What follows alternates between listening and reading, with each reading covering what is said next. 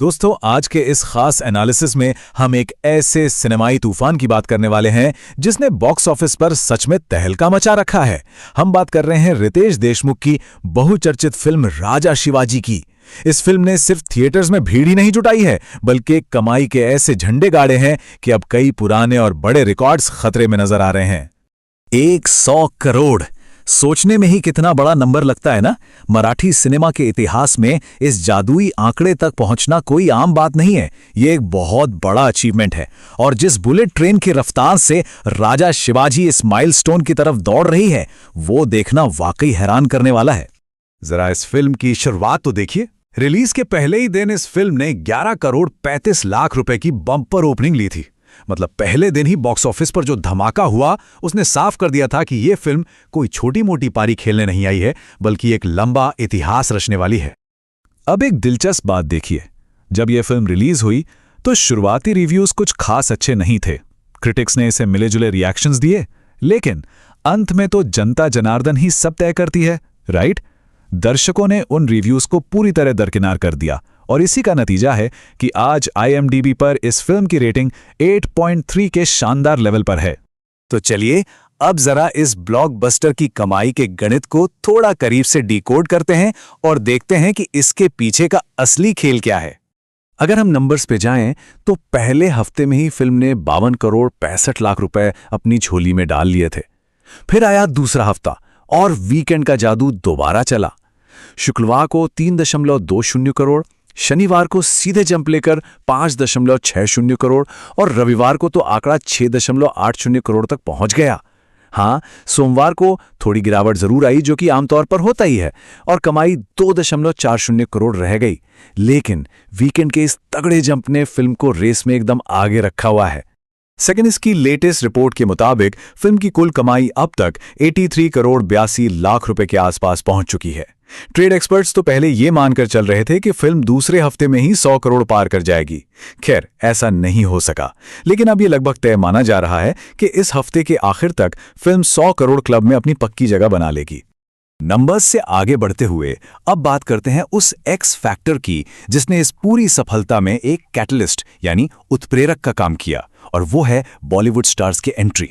Film में सलमान खान का वो जबरदस्त कैमियो और संजय दत्त का दमदार अभिनय भाई लोगों को सच में बहुत पसंद आया है। इन दोनों सुपरस्टार्स की स्क्रीन प्रेजेंस ने टिकट काउंटर्स पर जो भीड़ खींची है, उसे नजरअंदाज नहीं किया जा सकता। और जाहिर है, रितेश देशमुख का पावरफुल लीड रोल तो फिल्म की जान है ही। और हाँ, रितेश देशमुख की तो खास तारीफ बनती है।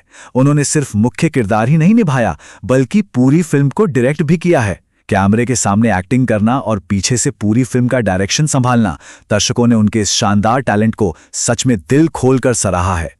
तो सोचने वाली बात यह है कि क्या इन बड़े बॉलीवुड नामों के बिना फिल्म इतनी बड़ी हिट हो पाती?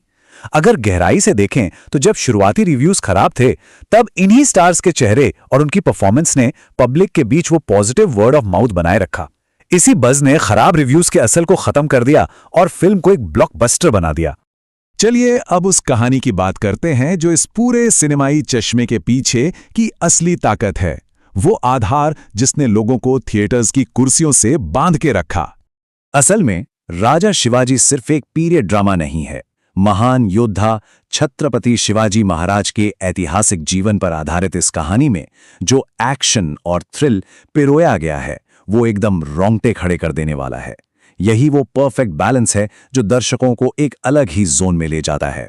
इसका बॉक्स ऑफिस का सफर भी किसी फिल्म की कहानी से कम नहीं है। पहले खराब रिव्यूज की चुनौती आई, फिर मराठी ऑडियंस ने इसे अपना जबरदस्त सपोर्ट दिया और अंत में पूरी स्टारकास्ट की मेहनत रंग लाई। ये साफ दिखाता है कि जब कहानी में दम हो और लोग उससे कनेक्ट कर जाएं, तो कोई भी रिव्यू मायने नहीं रखता। इस फिल्म की सबसे बड़ी खूबी है वो इमोशन जो ये आपके अंदर जगाती है। जब पर्दे पर छत्रपति शिवाजी महाराज की कहानी चलती है और वो हैवी एक्शन सीन्स आते हैं, तो पूरा थिएटर रोमांच और देशभक्ति के जज्बे से भर उठता है। यही वो ऐतिहासिक और भावनात्मक जुड़ाव है जो इस फिल्म की सफलता का असली सीक्रेट है। अब आते हैं इस एनालिसिस के सबसे बड़े और फाइनल सवाल पर, जिसका पूरे इंडस्ट्री को बेसब्री से इंतजार है। क्या ये सैराट को पछाड़ पाएगी? देखिए, सिचुएशन कुछ ऐसी है।